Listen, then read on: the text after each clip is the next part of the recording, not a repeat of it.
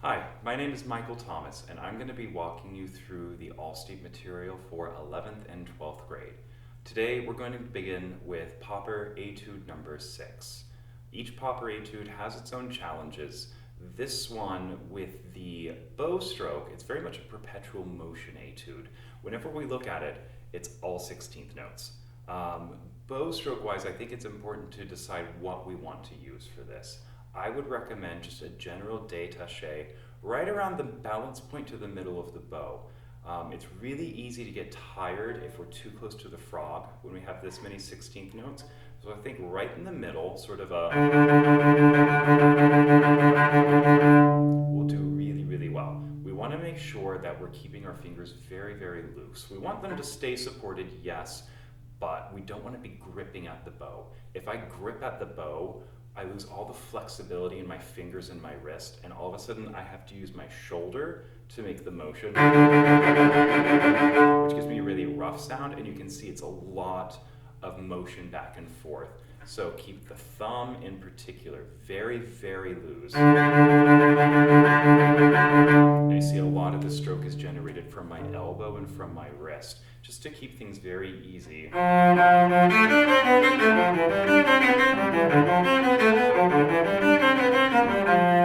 Right, so we're really going to keep things nice and easy. The vast majority of this first page, there's not too much to worry about. There's some basic patterns and some scale patterns, but I do want to touch on a couple of places, starting at the end of measure 3. So let's start in measure 3. I'm going to play slowly. We're going to alternate between using our 4th finger on the A string and our 3rd finger. So let's take a look at that.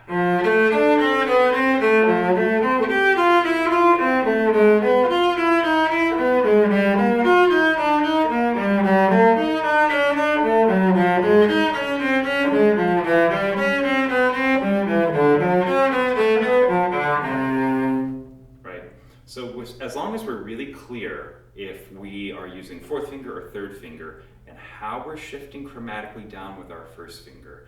If we start in measure 3 on beat 3, our 1st finger is on A for this passage. Da da da da da da da. Da da da da da da da. See where we're going with this? Just moving chromatically, so making sure we're only shifting a half step at a time until we're back into just 1st position. Then we've got a big repeat for about 6-7 measures. So we pretty much, as long as we do some slow practice on that, we've pretty much got that covered. We're going to skip down to measure 14 now. These are all scale passages.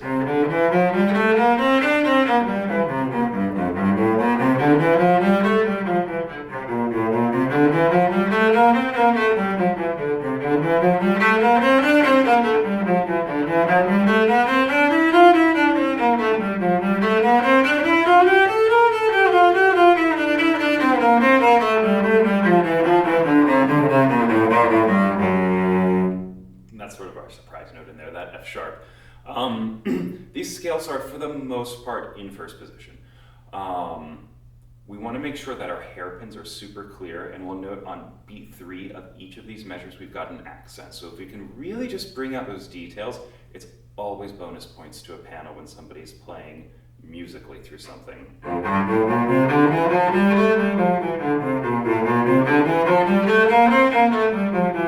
So on and so forth. Moving ahead to measure 19, we have a little bit of tenor clef, and everybody just remember, tenor clef is just 1/5 higher than bass clef. We can almost think of it as 1 string over from bass clef. So looking at measure 19, I'll play slowly. So I'm going to shift my 1st finger to E and then G. E.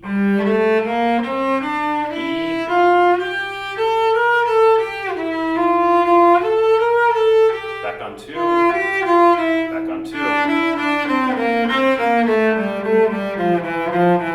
over to 2, over to 1. So let me play that in context.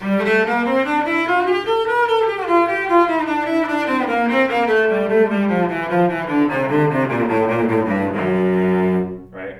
So now we're going to have a slightly different pattern going forward. So we're we're just working our way back slowly, little bit by little bit.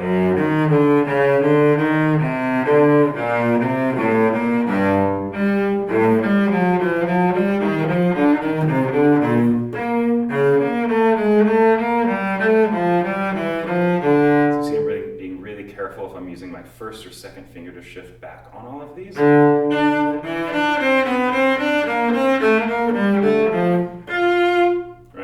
So now we're to a new pattern. We're going to stay in third position, and I'm just going to keep really careful track of my accidentals. So I've got G sharp, let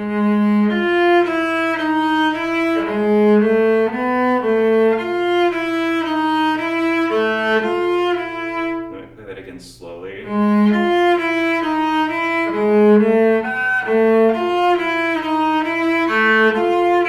And in tempo.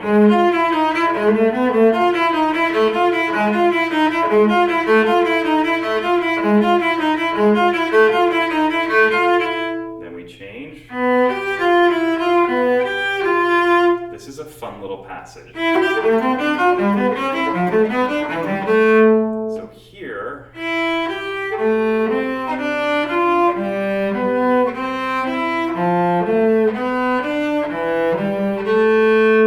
interesting little passage work because I have to keep track. It's always 1 4 1 4 1 4 1 4, so on and so forth. Pun intended, definitely.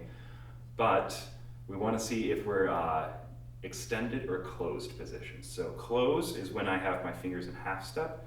Extended is when I put a whole step between my first and second finger, just as a review. Closed, closed, closed from D to F natural. That's my first extension. G to B natural. Still stay extended. Right, back to close.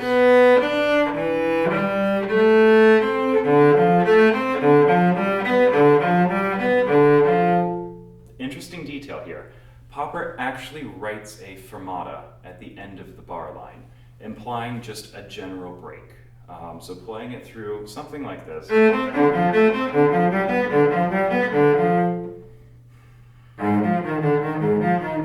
Just a little pause. I think it's there for probably a couple reasons. He does harmonically move on to a totally different key area at this point, but it also gives you a chance, I think, to just catch your breath a little bit. It was a lot of 16th notes to get us to here, and also it's a great time to release your thumb. The thumb tends to build up tension when we have this many 16ths in a row and we're just back and forth, back and forth. So that's a really good place just to sort of let things go for just a split second. It also gives you a chance to focus because the next passage coming up is really, really where things get technical. So let me recap up to this point, play it through once for you, and then we'll move on to some of the technical details in the next section.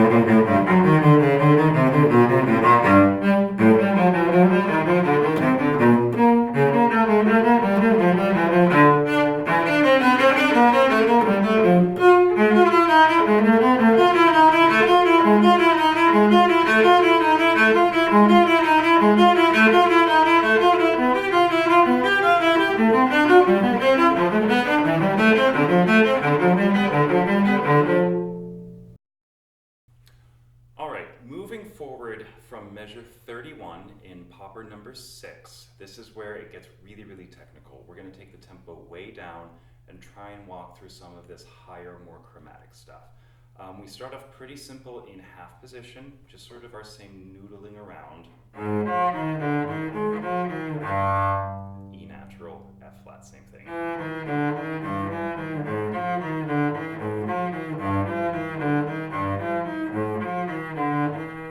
For all these shifts where I've got 1-1, I'm going to try as best as I can to make sure that my first finger is already at least close to the string that it needs to shift to. So I've got, so I left it over the G string there.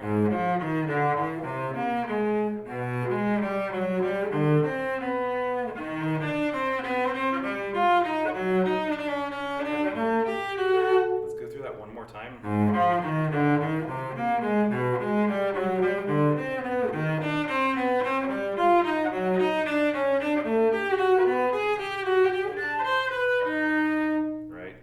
Through that a little slower.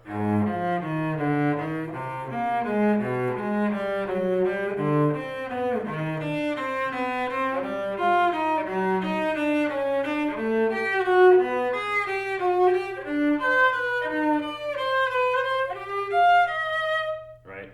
So you see where I did have a little cheat fingering. We're looking at measure 35, beat 3. Popper writes a first finger there, so getting into context, we have to move our first finger across the strings. I don't find it comfortable at all, so I do cheat ever so slightly. So I just bring my thumb up a half step.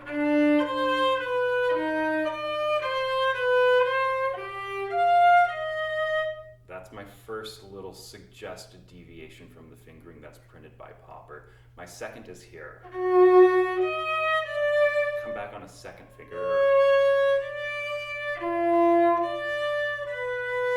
A couple little ones in there. Let me unpack that again. So 1,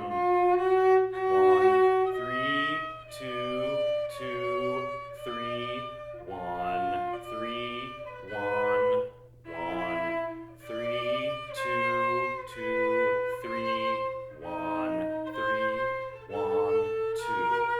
There's a lot of direct jumping back and forth whether you have the same finger on the A string and then the D string. It doesn't really work for me. So I thought very carefully through here, what's the minimum amount of jumping back and forth, and this is my suggested fingering for this. Let me find that F sharp.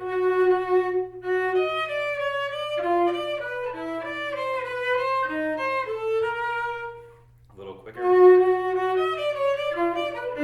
Ah.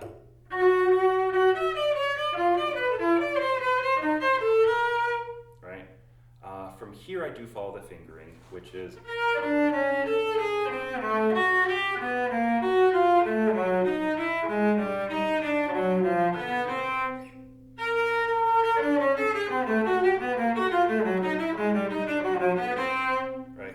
unpack that a little bit.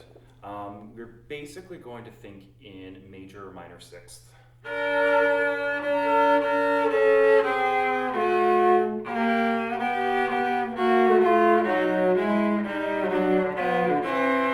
It's sort of how you unpack it in double stops. But I'm always keeping my fingers very close to the string, and I'm either using 1-2 or 1-3, depending on where I am in the instrument. So just chromatic shifts.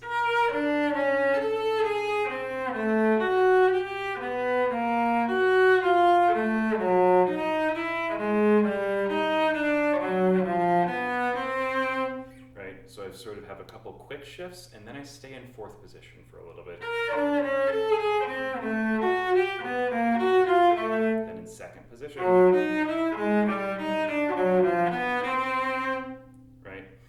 Going through and really tuning those very, very carefully and being really, really aware of all of your shifts will really, really help to make sure that we can get through this passage kind of in one piece. From there on, it's just sort of this repeated figure. And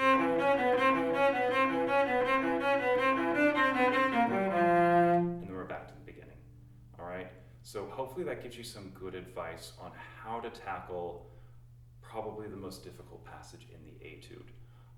Let's play through a little bit more from this. It's going to be very similar at the beginning with just some slight deviation at the end. and let's get through the rest of this guy, okay? So from where, measure 40, from where we are, just like the beginning again.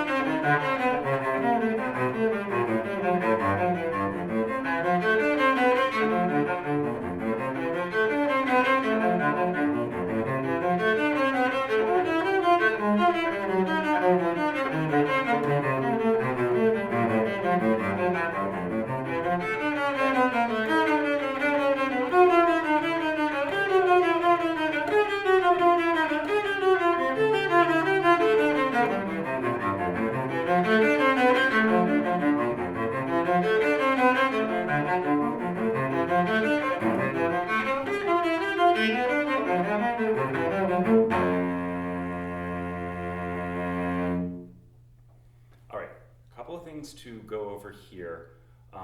The first of which is going to be measure 50. This always tends to sneak up on me. As I just played it through, the passage repeats itself twice, and there's always a couple little things in here that sneak up on me where I have to, be really, really quick on my feet to try and cover any tiny flubs I might have. So if we look at this starting in measure 50,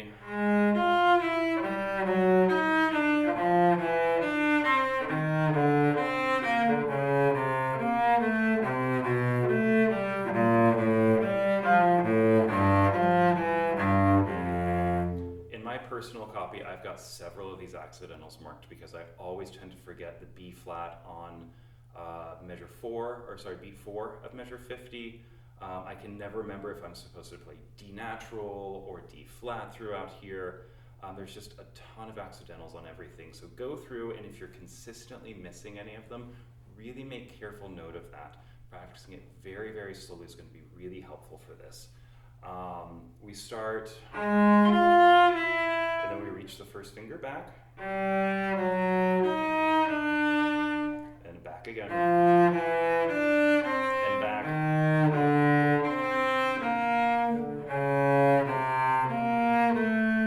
This one's only a half step, and we extend.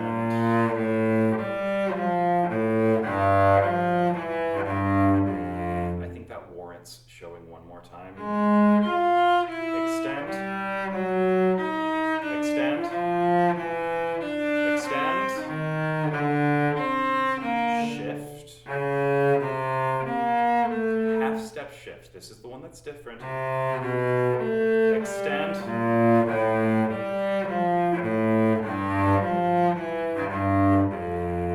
so a little quicker.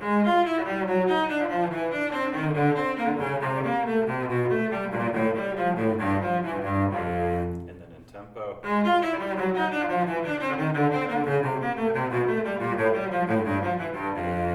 All it takes is really careful planning, knowing exactly where you need to move, where you need to extend, and where you need to shift to execute a passage like that.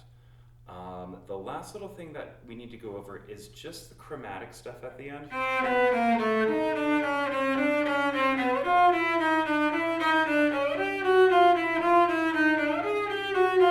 So the way this passage works is we start off with the initial one. So from our first note to our fifth note. So I'm just sort of grouping things by beat. From beat 3 of measure 57.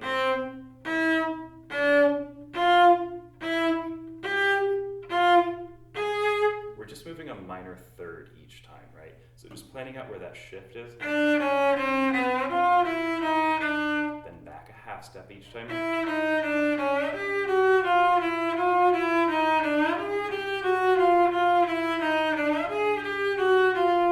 Here I have another trick fingering. I do 2, 3, 2, 1, 1. I just find my fourth finger very awkward when I'm up that high on the cello, so I do just a slight substitution. So